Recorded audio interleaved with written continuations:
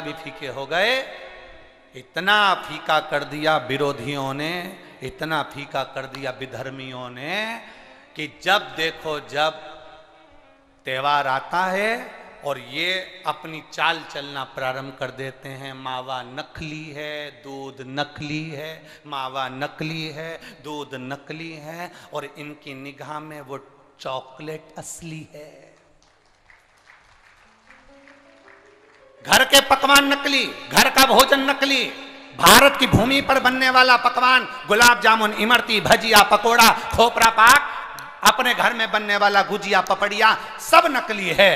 बस बाजार जाओ, रक्षाबंधन का त्योहार है, एक टॉफी भाई बहन को, बहन भाई को दे दे, और इसको त्योहार कहते हो। त्योहार वो होता है जो घर की माँ घर में मिठाई बनाए और बच्चों को खिलाए, उसको त्योहार कहते हैं।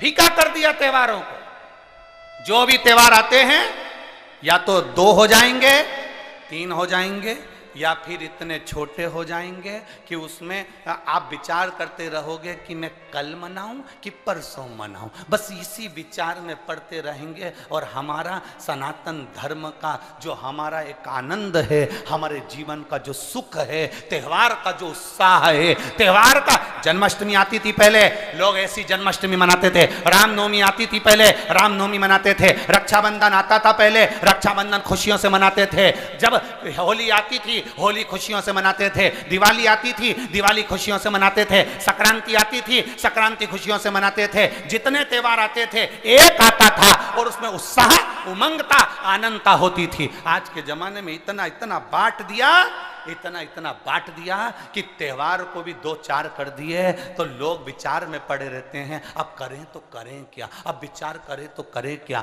टॉफियों को इतना जरूरी बता दिया कि घर में मेरी माताओं के हाथ की बनी हुई गुलाब जामुन, खोपरा पाक, गुजिया और पपड़िया कोने में पड़ा रहता है, और वो टॉफी एक मूल हो जाती है, एक चॉकलेट मूल हो जाती है। और हम समझ नहीं पा रहे विधर्मियों को, हम सोच नहीं पा रहे कि हमारे सनातन धर्म पर कुठार प्रहार है ये, हमारे सनातन धर्म को नष्ट करने का प्रहार है ये। त्योहारों पर कौन सा एक, किसी ने बता दिया कौन से शास्त्र, कौन से वेद और कौन से पुराण में लिखा है कि त्योहार पर बहन भाई को तिलक लगाए तो टॉफी खिलाए, चॉकलेट दे। यह हमारा सभ्यता, हमारी संस्कृति और हमारा संस्कार नहीं है। यहाँ तो ये नियम है, बहन भाई को जब राखी बांधे तो बांधने पर उसने अपनी माँ से जो मिठाई बनाई हो वो थाली में रखी हो और बहन भाई को और भाई बहन को खिलाए, तो माता पिता का आशीर्वाद उसके शरीर में पहुंच जाए, उसके जीवन में। हम किन ओर जा रहे हैं? और हम चिल्ला चिल्ला कर कह रहे हैं धर्म की अधर्म का, प्राणियों में विश्व का हो गया। सीधी बात। हम जा कहां रहे हैं? हम किस पथ की ओर, हम किस मार्ग की ओर जा रहे हैं?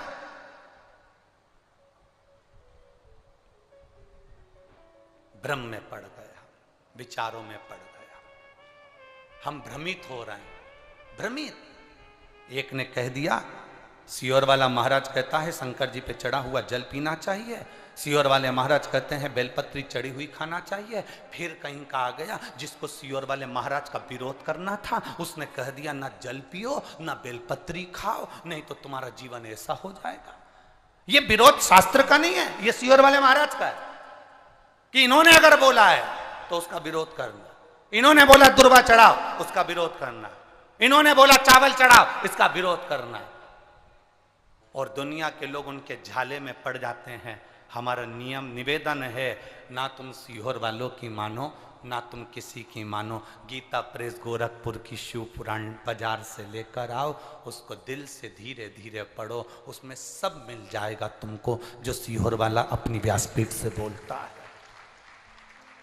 स्कंद पुराण लाओ, नर्मदा पुराण लाओ, लिंग पुराण लाओ, देवी भागवत लाओ, ब्रह्म विवर्त पुराण लाओ, सारी पुराणों को घर में लाकर रखिए और एक एक पुराण का धीरे धीरे अध्ययन करो कि सियोर वाला महाराज कहीं अलग जगह से तो नहीं बात रहा। एक एक पुराण का अध्ययन करो, केवल फेसबुक, यूट्यूब और मोबाइल पर ज्ञान नहीं मिलता कि आप थोड़ी देर खोल के बैठकर आपने ज्ञान ले लिया, ये तो हमने पढ़ा था शास्त्र में ऐसा। शास्त्र को पढ़िए, वेद को पढ़िए, अपने पुराणों को पढ़िए, उसका अध्ययन करिए कि बेलपत्री का चरित्र कहां वर्णन करा। एक बेलपत्र दान का जो वर्णन हमारे शास्त्रों में किया गया, एक वृक्ष लगाने का फल हमारे शास्त्रों में कहा गया, एक भूखे व्यक्ति को भोजन कराने का फल हमारे शास्त्रों में कहा गया, उसको पहचानिए। एक नवयुवक लड़का अपने पिता के सिंहासन पर बैठ गया,